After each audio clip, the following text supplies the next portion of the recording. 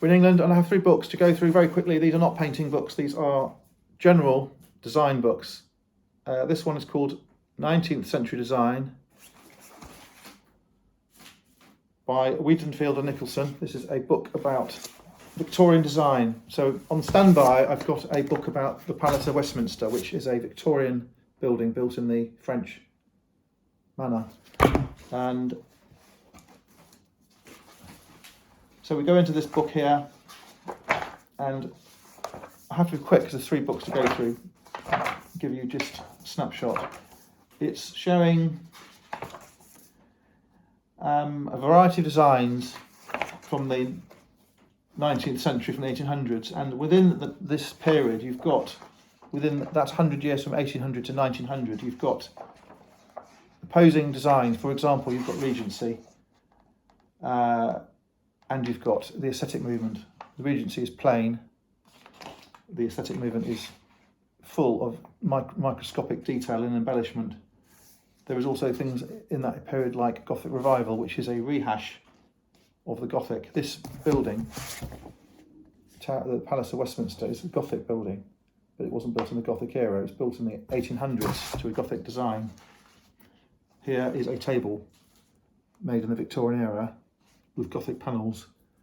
There wouldn't have been a Gothic table like that, but these elements, which would have been in a church, this tracery, have been used in a domestic item centre table.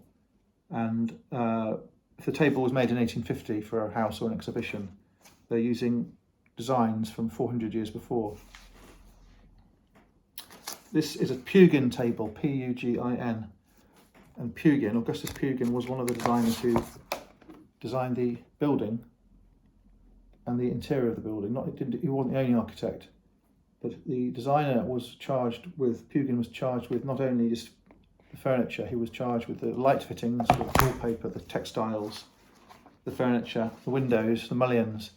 So there was a lot of work building the Palace of Westminster. And certainly when it comes to England, if you have any whiff of Pugin, the prices are huge. Pugin had a sort of school, a assembly of assistants. I don't mean individuals necessarily, there were companies. And these companies were the subcontractors. For example, there was Hardeman of Birmingham who made the brass light fittings. So when you say it's Pugin or Pugin-esque, it does drop down and feed through to these subcontractors. So it covers a lot of stuff.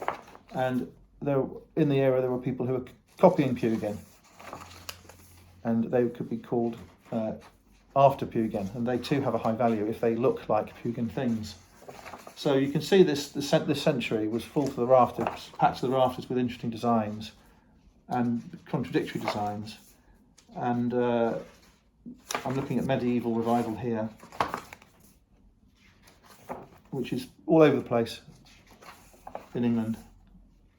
The oak furniture here, it's trying to be a refectory table. Has a monastic quality, has the pegs, the simple construction, the modest construction. This stuff you can still buy in England quite cheap. It has a name on it, it's not going to be cheap unless the auctioneer or dealer doesn't understand it. It is lovely stuff. This is silverware along the same lines, ceramics, maiolica. So it's not only the furniture, it's the paintings, it's the silver, it's the glassware, the encaustic tiles, the whole thing, the textiles, had to be made in keeping. This is the Egyptian style furniture I was talking about. The cast iron revolution meant that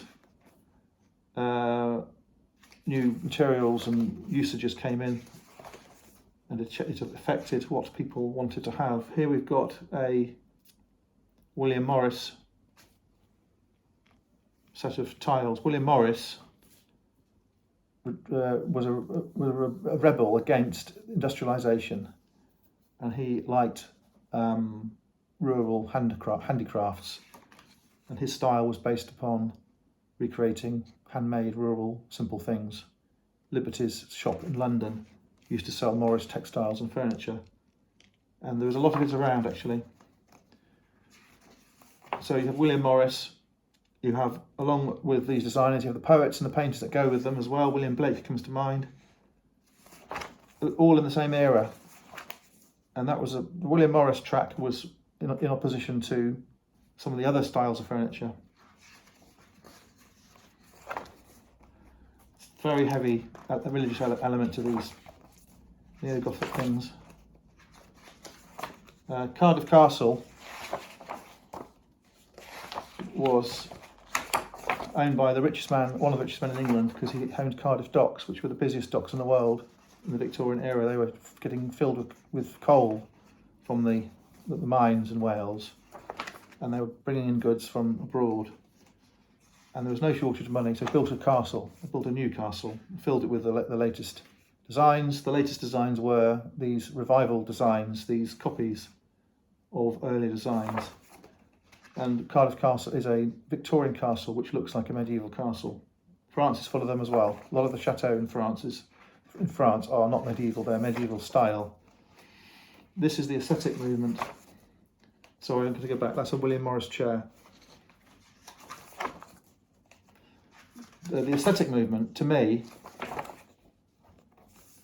has a Japanese element to it. So, for example, this here, this aesthetic movement, Victorian ebonised cabinet, has got panels, repeating panels. That's not really an English thing, it's a Japanese thing. Now, it's not copying Japanese designs, it's just taking elements from Japanese designs. So there's more I can get to show you, of course. This is one of these aesthetic movement things which looks Japanese, really, to me. Certainly the colour, ebonised, makes it look Japanese. They are easy to make because they have no carving as such, and they have straight pieces of wood, so they're very easy to make. This is Christopher Dresser. A lot of this stuff is faked. And you have an example here in this text saying Christopher Dresser, made by James Dixon. So you have a designer and a manufacturer working in tandem.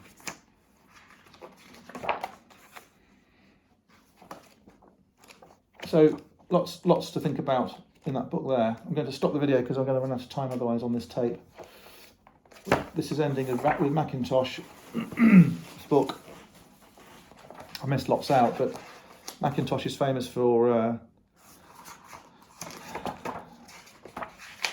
his Scottish version of design, and he was very distinctive and popular.